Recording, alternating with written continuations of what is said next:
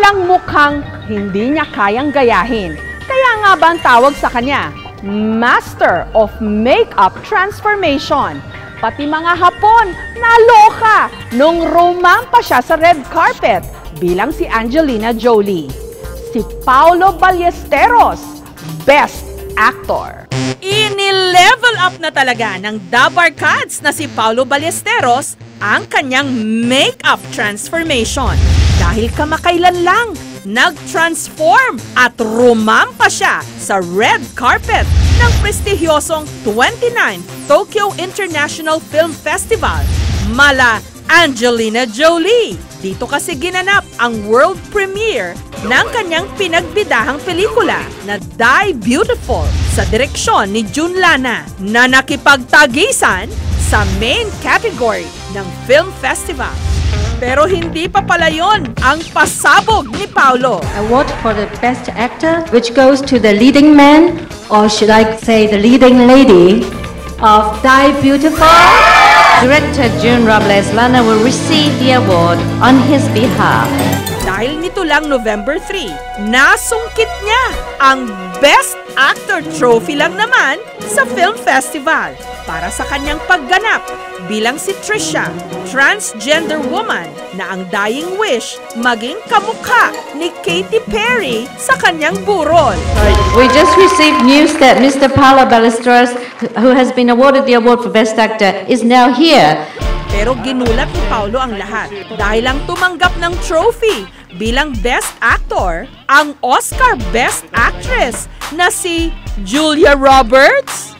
Ikaw na talaga, Paulo B. I thought today it's just going to be like a red carpet thing, like a parade. That's why I wore a dress. I thought I was up for Best Actress.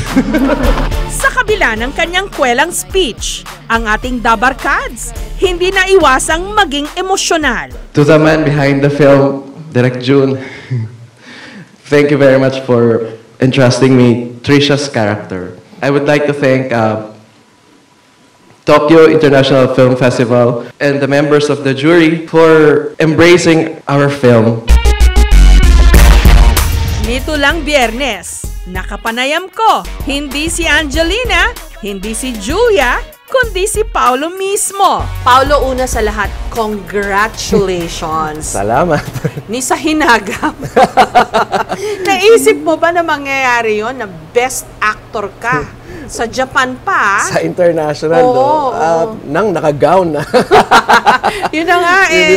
Hindi ba naloka yung mga Hapon? Naka-gown. Of course, bilang artista, syempre pinangarap naman natin na magkaroon ng award. Bukod sa Best in Long Gown, syempre kailangan mga acting awards naman. Hindi ko naisip na magkakaroon ako ng Best Actor sa isang festival sa Japan pa, international, na A-list festival pa, di ba? Wala. Ang kakaiba lang. Kwento ni Paulo, ang pagrampa ng ating Master of Makeup Transformation sa Tokyo bilang Angelina Jolie at Julia Roberts. Gimmick daw talaga nila para mas maging matunog ang kanilang pelikula.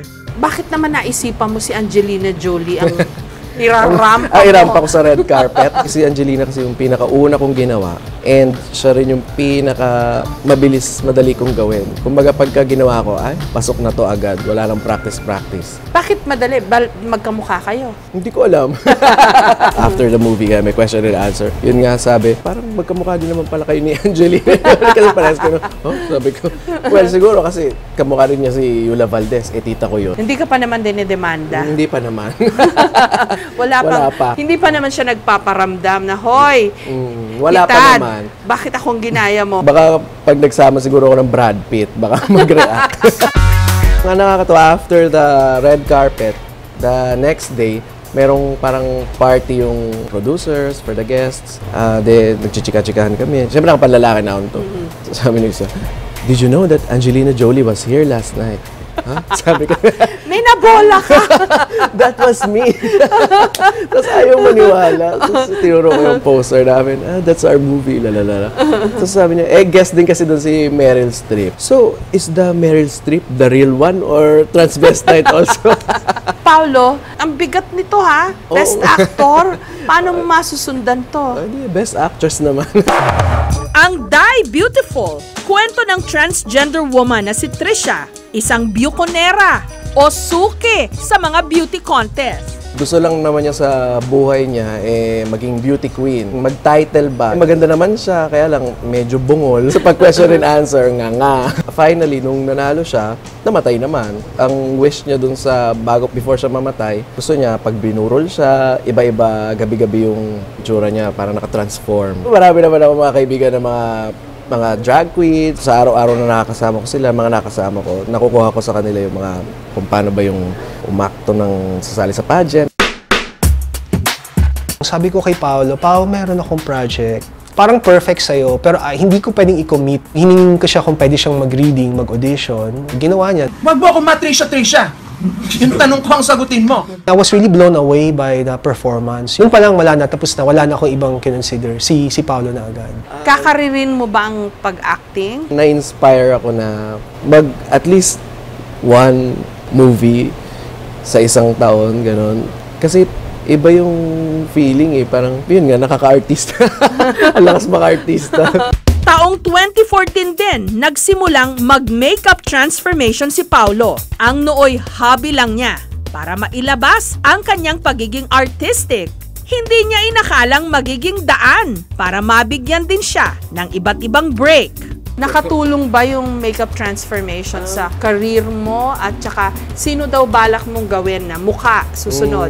Hindi ko naman talaga yun sinasadya. Gusto ko lang, yun nga, ilabas yung pagiging artist ko siguro. Hindi ko naman in-expect na manyunyus sa ibang bansa. Sino bang huling mukha ang ginawa mo? Julia Roberts. Donald Trump, wala kang balak? Hindi ko na nagawa.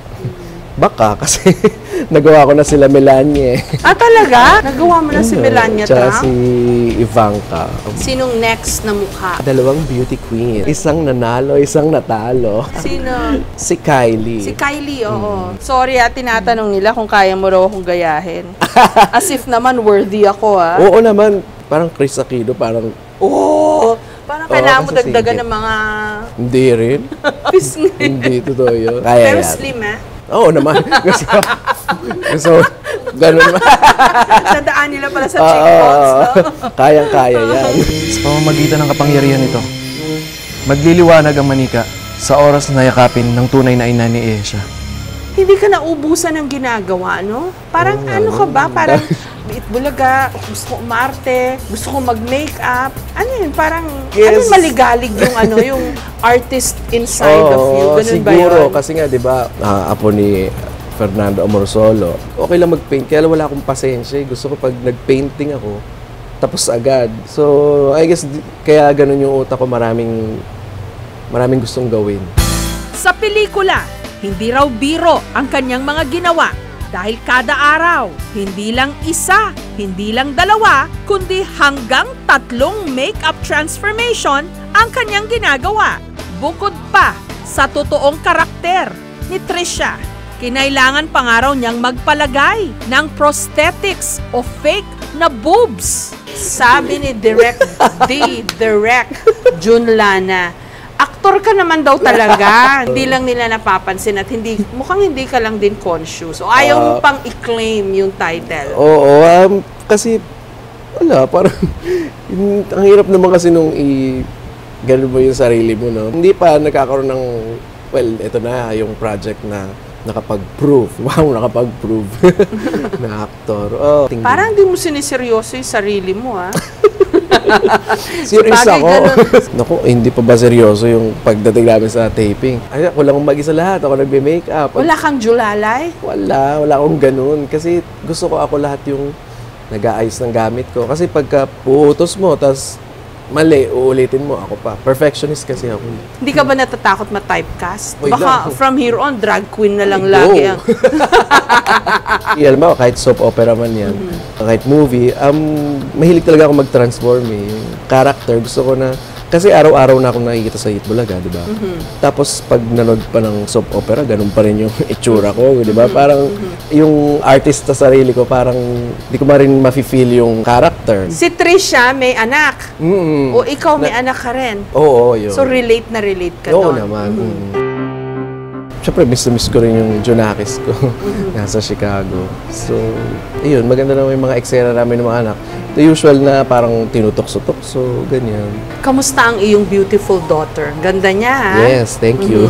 Tsaka ang touching nung message niya sa'yo. Congratulations, Daddy, on your new movie, Die Beautiful, for Best Actor. Love you. I miss you. Mwah! Nakakatuwa naman siya pagka lagi siya nagsisend ng mga videos, ng mga kumakanta-kanta, ganyan. Okay naman yung mga grades, daldal lang talaga. Baka may balak din mag-artista. Malamang, kasi pinapakita sa akin ng mami niya. Kumakanta sa harapan ng TV, sinusundan yung mga MTV. Nakahanda ka ba doon? Kung gusto naman niya, why not? Anong klaseng daddy ka? Masungit. Ha? Hindi nga. Oo, stricto ako eh. Talaga? Ayoko na maingay. Oo, stricto ako. Mas mabait ako sa mga pamangkin ko. Hindi ka pala cool. Well, mini-makeup ako naman siya. Baka cool na yun. Hindi nga. Oo. Gusto Talaga? niya yan. Mini-makeupan kapag alam mo, merong program sa school. Pag mini-makeupan ko yan, talaga naka-steady lang siya gano'n. Kahit lalagyan ko ng pilikmata na gano'n. Gustong-gusto nun, may pilikmata. Sa pelikula, ang karakter ni Paulo na si Trisha, bokya sa Q&A portion. Kaya lagi raw luhaan. Kaya hinamon namin siya sa isang totohanang Q&A. Okay, meron tayong fishbone. Naku, ano ba yun? Yung kanera ka dun sa Oo nga. sa movie. So parang Q&A, di ba? Sige. Ikaw daw ang bubunot ako. Oh, yes. If a man from the moon landed in your hometown, what would you do to entertain him? Thank you very much for that wonderful question. If a man on the moon landed in my hometown, which is Cabanatuan City, I will give him my longganisang Cabanatuan. Oh, super garlic. Next question. Dapat ganun pag beauty queen, dapat short and sweet lang yung mga ano. Kasi pag umaba pa, lalo mamamali. Why should you be the next Miss Universe? Why not? Thank you very much. Ganun lang. Dapat witty yung ano. What makes you blush? Oh, you. Bakit naman? Ganun lang yun. Wala namang explain, sabi. Wala nang choice, last. Hindi nga, who makes you blush? O what makes you blush? Blush on. Blush on. Saludo ko sa mga bakla na talagang nagko-contest, pinagkakabuhayan nila eh. Yung mabilisan na make-up, ayos, tapos perform, tapos pagkatapos ng contest dito, lipat sa kabilang barangay. Ano pang pwede mong i-share tungkol sa buhay ng mga kontesera? Matatapang ang mga biokonera kasi umaabot pa sa punto na kailangan nilang i-alter yung physical na katawan nila para ma-achieve yung gusto nila, which is maging beauty queen, maging babae.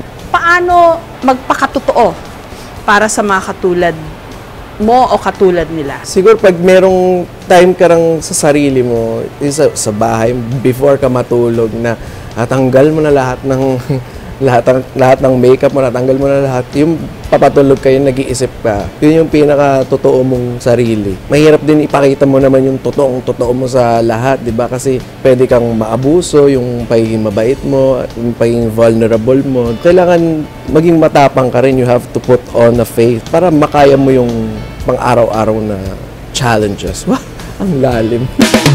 Sa Eat Bulaga, panay ang kanyang patawa, lalo pa bilang si Lola Tidora. Wala ring mukhang hindi niya kayang gayahin. Para siyang pintor na ang canvas, sarili niyang mukha. Napakarami niyang kayang gawin. Ngayon, may nadagdag pa sa kanyang credentials. Best Actor. How to be you nga ba? Paulo B.